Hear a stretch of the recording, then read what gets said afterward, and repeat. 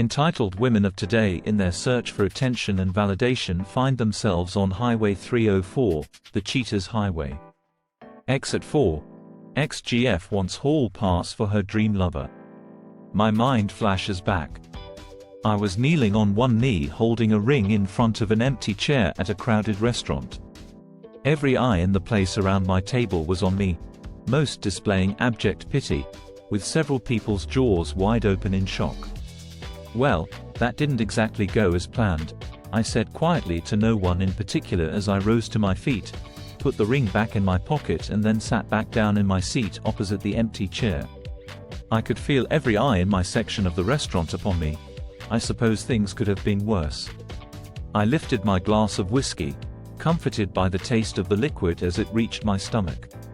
I guess the day wasn't going to be a total loss. I looked across the table to the half-eaten salad sitting in front of the now empty seat. I took a wild guess that the most recent occupant of that seat wasn't coming back to finish her meal. "That was pretty cold, ma'am." "We're sorry," came a voice from the next table. "Thanks. I appreciate that," I responded quietly without looking at them. How could a day that was supposed to include a signature moment in my life go so wrong? She was supposed to say yes when I popped the question, maybe burst out in tears, not yell, "Oh no," jump up and run from the restaurant. Somehow, another drink showed up at my table. I nodded and raised my hand, trying to indicate a friendly gesture at whoever sent this one over. How could I have missed the mark so badly? Our story began as we had met in college, and planned to marry after graduation. Our new careers were starting off good. I thought we were better than good both in and out of bed, so as our second year together approached, I quietly went to a jewelry store and bought an engagement ring. I made a dinner reservation at an upscale restaurant for a Friday evening. If you're going to ask a woman to marry you in a public setting, you had better be sure of her answer. I would have said I had 99% chance. I had asked my waiter to call me a cab. I didn't want to add drunk driver to my list of accomplishments for that evening. She wasn't home when I got dropped off at our apartment. It didn't look like she had gone home after she ran out of the restaurant. I took off my jacket, tie and dress shoes and popped up ESPN on the box, and at that moment, I just wanted to be left alone. I got what I wanted as she did not come home that night, and I fell asleep in my good clothes on the sofa. She walked into the apartment almost noon, wearing jeans and a casual top and carrying the clothes she wore at the restaurant in a bag. I was sitting on the end of our sofa in the living room quietly drinking my coffee, the television being turned off. She didn't spot me until she heard me set my coffee mug down on the coaster on the table next to the sofa. "Oh," she exclaimed as she jumped back when she heard me. "I didn't think you were home. I didn't see your car in the lot when Mary brought me home. So I'm assuming you were too drunk to drive home last night. My head's feeling great this morning." "I just didn't want to take the chance of a DUI last night," I answered. My heart, however, feels like it's been run through a shredder. "What the hell, woman?" She never once looked into my eyes. "I owe you an apology and an explanation," she said as she sat at the far end of the sofa and faced me. She explained about her relationship with Dan Felding and how devastated she was by his betrayal.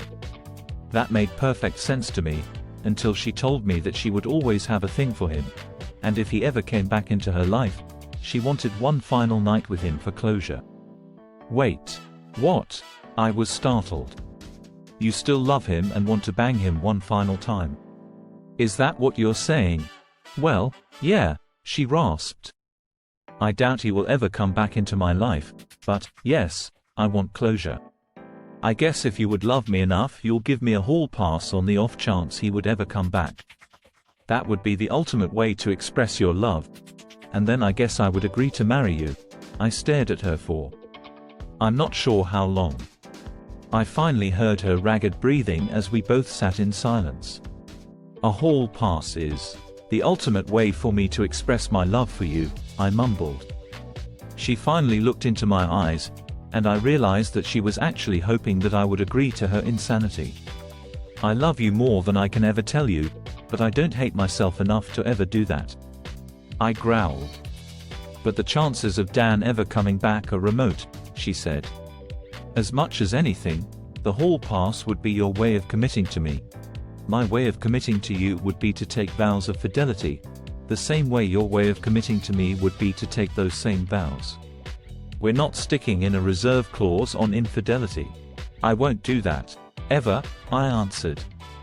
But I thought you wanted to marry me, she cried. Apparently not enough to consider throwing away my self-respect, I said. I'm sorry, babe. Not happening in this lifetime. I'll move out as soon as I can find a place to stay. That's it. You're not willing to discuss this further. You don't even want to consider my needs, she said. Needs. Or wants. Either way, it's not happening, I said. What about my needs? Or wants?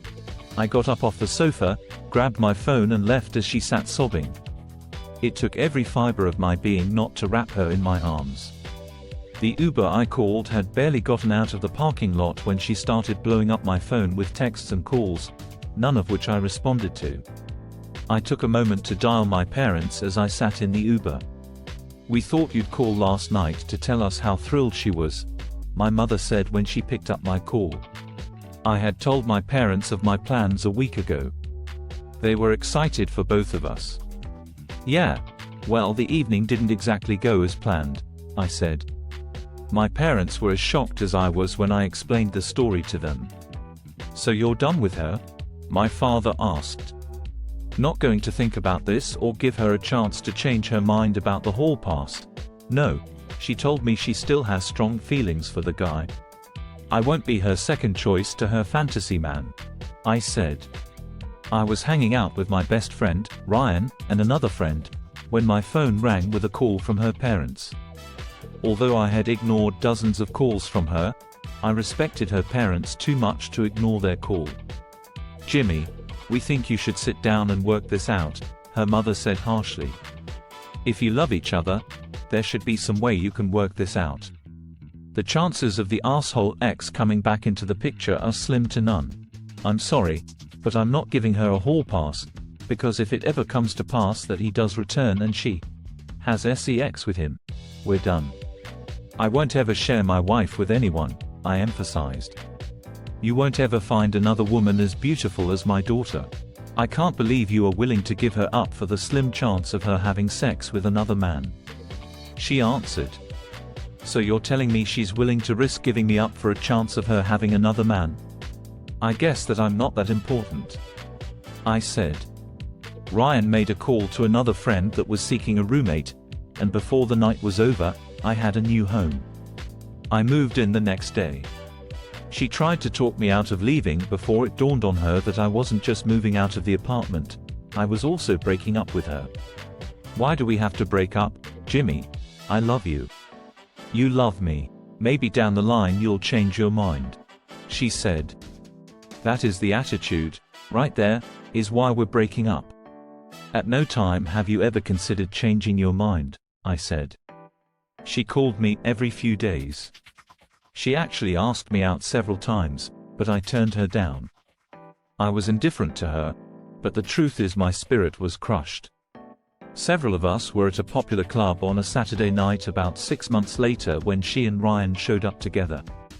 The conversation at our table got quiet as the other guys at the table watched the pair walk in. Whoa, that's uncool. Whatever happened to bros before hoes? Someone asked.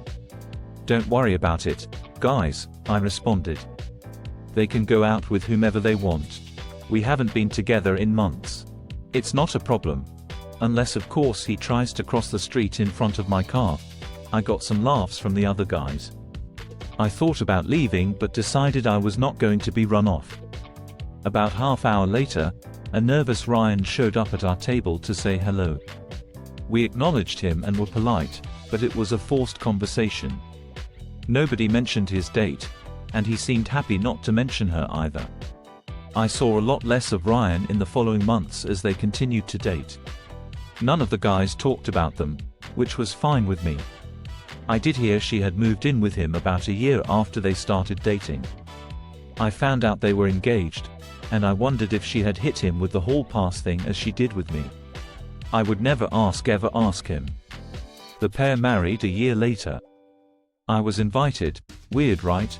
But I was scheduled to be 3 states away as part of a motorcycle ride.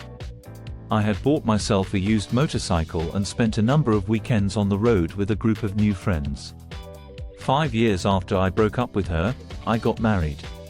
I had completely lost touch with Ryan as the years passed by. I knew they had 3 children while I had 2, so no one was more surprised than me to see his name come up on my phone when it rang one day about 12 years after they had married. I wasn't the only one of group to keep the same phone number all of these years. I had a pretty good idea why he was calling. We exchanged pleasantries. He apologized for not keeping in better touch with me over the years. I took some of the blame. Then the reason for the call. This is awkward, Jimmy, and I'm not sure you'll answer, but I have to ask. Did you break up with my wife because she was still in love with her first boyfriend? He asked.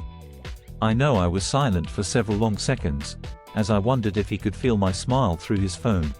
Yes, I stated firmly. More silence. Okay, I get it.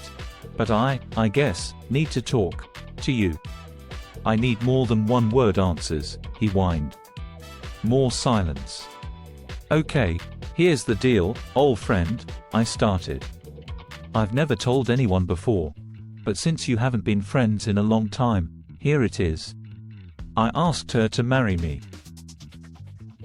And after that, she told me that she was still in love with Dan Felding. She told me she would accept my proposal if she was given a hall pass so she could F Felding one time if he ever came back into her life. I clearly retorted. There was no way I was going to let her F another man for any reason. I would never agree on that, and I wasn't going to live my life knowing I would be second place in her heart. Yeah, she didn't tell me about this Dan character until I asked her to marry me, he said. Then she hits me with this hall pass thing, saying that she'd probably never get to use it, but if I really loved her, and you wanted her so much that you agreed. I finished for him. Yeah, he sighed heavily. Over the years, I had forgotten it. Well, guess who showed up a couple of weeks ago? I don't know how he found her, or she found him, but after we argued about it, she put her foot down and said she was going to do it because I had agreed to let her do it. If I tried to divorce her, she would take me for everything including my kids. Lord, I can't believe this is happening to me. I had everything. He sounded distraught. I felt a little bad. Why didn't you say anything? Especially after we started dating? He asked in a grinding voice. I thought we were friends. Yeah, I thought we were friends, too, but you started dating my ex. A real friend would have talked to me first, and I might have told you what you needed to know, I said. Okay, point taken, he said. But honestly, I wouldn't have listened to anything you would have said. I really wanted her, and you got her. If you were worried about me wanting her back, that was not going to happen, and now you know the reason why. I said. So, what are you going to do? You gave her the hall pass. She will claim she didn't cheat on you. Are you going to suck it up so you can stay with your kids? I asked. Probably. I love them more than life itself. I would have said that about her up until a couple of weeks ago. I still love her, but it's hard having it rubbed in my face that I'm only number 2 on her list, and I'll be watching over my shoulder for the guy to come back and take her from me completely, he said. In the meantime, I'll just have to live with her one night, and pray that it's only one night with her dream lover. He sighed. Maybe he'll be a horrible lover. I spoke firmly. You took a chances and you got burned. Truthfully, part of me wants to jump up and down that it wasn't me. Part of me, though, still feels bad for you. Thanks, I think.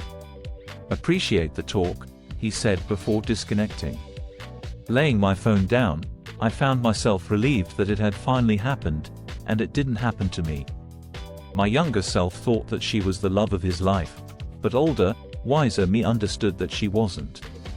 A partner that forces you to be submissive to their cravings, and that you should forgive their bad choices without questioning it, is not a partnership of love and respect, but is oppressive in nature.